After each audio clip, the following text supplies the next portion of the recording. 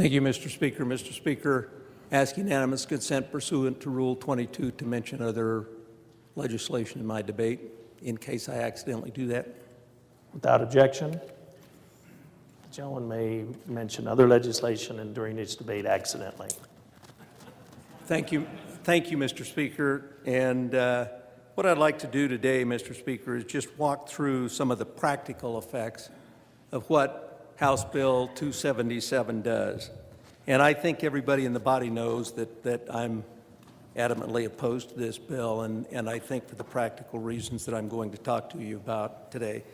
First of all, let's start with the fiscal note.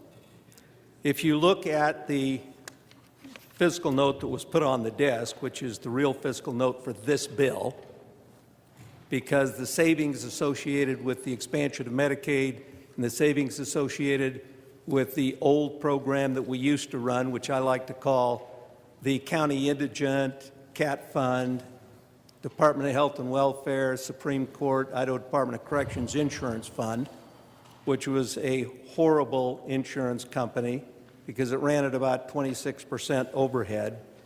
That is all out there, and I'll get to that in a little bit. But if you look at the current fiscal note for this bill and what it's going to cost on a one-time basis and an annual basis for this bill, the first thing that immediately crops up is that just for the work waiver alone here, an ongoing cost of $2,581,102. Now, these are based on what the department says will cost to run this. And by the way, I've heard people running around here saying that the department is just inflating this because they don't really want to do the work, et cetera. You know, that's wrong. It's simply wrong. And there's a bunch of lobbyists also run around here saying that, and that's wrong. They'll do whatever we tell them to do. There's not a single agency in the state Idaho government that doesn't do exactly what we tell them to do, period. So I know some of you may disagree with that, but I've not found that to be true. So I think the first thing you need to look at when you sign on to this legislation is the cost that you're going to pay to implement this bill. Now, I suspect we're going to see other bills with other fiscal notes, but the appropriate way to judge this is based upon those fiscal notes based, compared against this. Next, let's talk a little bit about the work requirements and how these work requirements are going to operate. And the first thing I'd like to do is let's look at our own insurance here. Now, we're part-time employees. There's nobody, I signed up here 13 years ago for this insurance. Nobody yet has ever come around and asked me in July how many hours I worked, or June, or any other month for that matter, how many hours I worked. All they ever did was to check and make sure that I got reelected and my insurance was there. If you look at how we're operating the SNAP program at this point in time, yes, they have to requalify every 6 months, but you know what? At least we put them on the honor system. They don't have to check in every month. The effect of this legislation, and this is not my words, these are other people's words, we're assigning them a parole officer. I mean, these people are already working. But we're going to assign them somebody that every month they're going to have to check in with to prove that they're working. And if they miss signing up for whatever reason, you know what we're going to do? We're going to kick them off the program. Maybe we ought to assign ourselves a parole officer and come and check every July or August or September. Don't bother me in September because I'm hunting the entire month of September and I don't work. So should I be kicked off the program for not working in September? I don't think so. I don't think that makes any sense. That's just the wrong way to approach anything here. No matter what you think about work requirements, whether you think we ought to have them or not, at least we ought to have a program where we trust the people to check in every 6 months or once a year or something to say they're working. at least from my perspective. There's another real issue with work requirements, and all of you, I think, have seen the funding bill that is going to hopefully pass through both bodies after the appropriation bill is passed. And that's where we're going to take this old insurance company that I talk about, and particularly the county indigency funds, and we're going to redirect those into the Medicaid expansion account fund to pay for a portion of the cost of Medicaid expansion. If we have people in the gap population at all, we're not going to be able to end either one of those programs. That legislation, by the way, doesn't end it. All it does is prohibit eligibility for certain classes of people. But it's imperative that we do that, and we do it for the people who are supposed to be on Medicaid, et cetera. But if we kick them off of their work program, we can't pull the safety net out from underneath the people that have less than 138% of the federal poverty level. Now, you can pull the safety net out from people over 138% because they should be going and finding their own insurance. They have the capability of doing that given the pricing of some insurance policies on the state exchange. But you can't do that for people under 138% of the federal poverty level, and particularly under 100% of the federal poverty level. You're going to have to run both programs, and you're not going to save very much money if you have to run both programs. So I think for that particular reason, we better be very careful what we do with work requirements. From those folks from 100 to 138% of the federal poverty level, we're running into a major problem, and we've heard what we thought was the correct answer. It turns out it's not a correct answer at all. But for people from 100 to 138% of the federal poverty level, if your spouse is not employed, but you are, and they don't provide insurance, although they provide the option for you to purchase insurance, but frequently that's at 50% of the cost or 75% of the cost or 100% of the cost of the full insurance policy, then federal law prohibits the hardship exclusion of 9-point-whatever% that is. They are not eligible for that.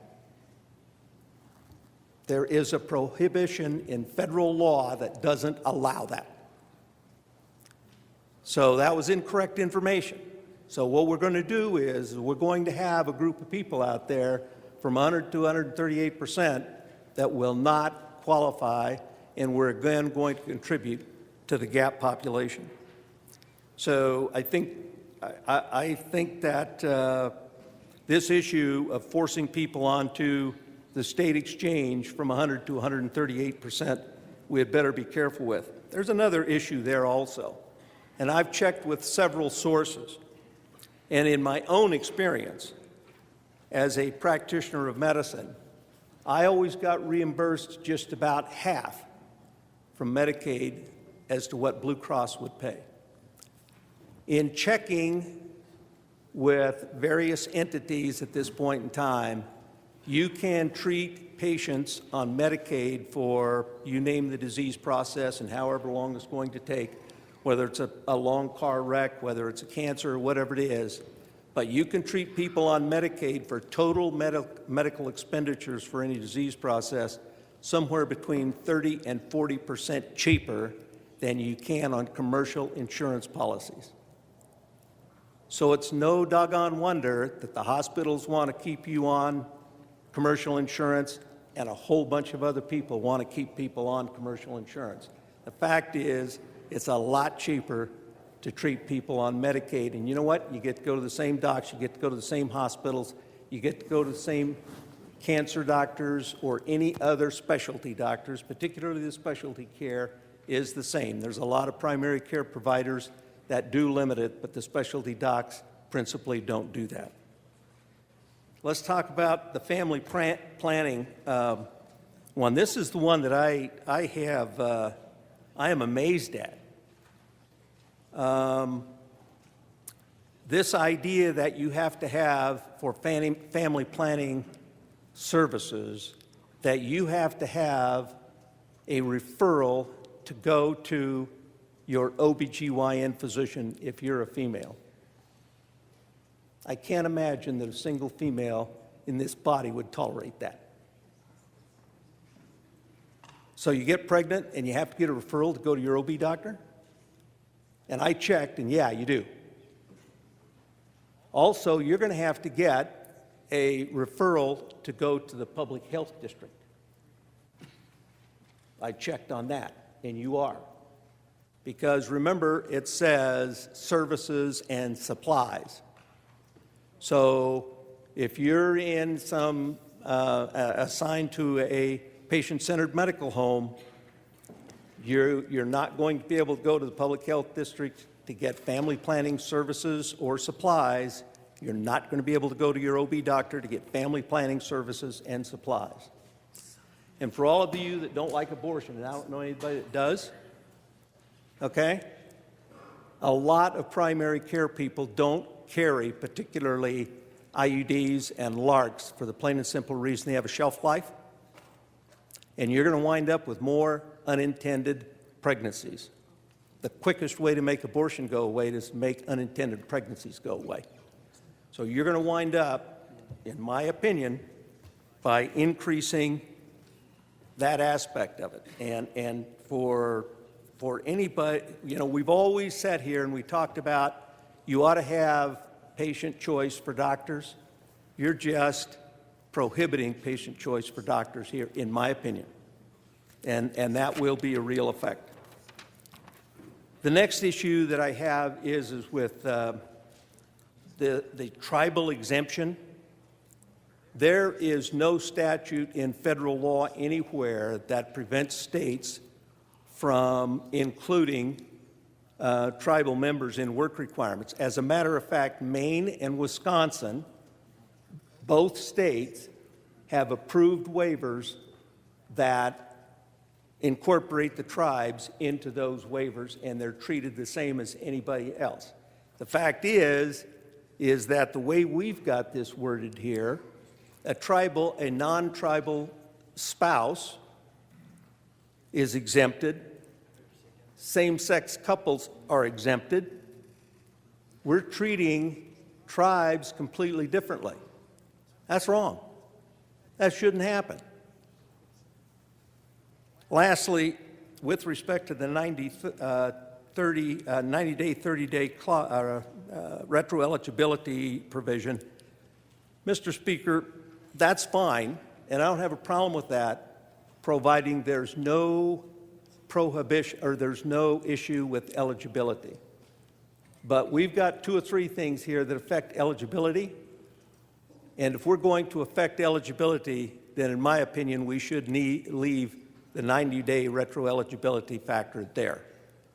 So with that, Mr. Speaker, I'm going to oppose this legislation, and I would encourage everybody else to oppose it too.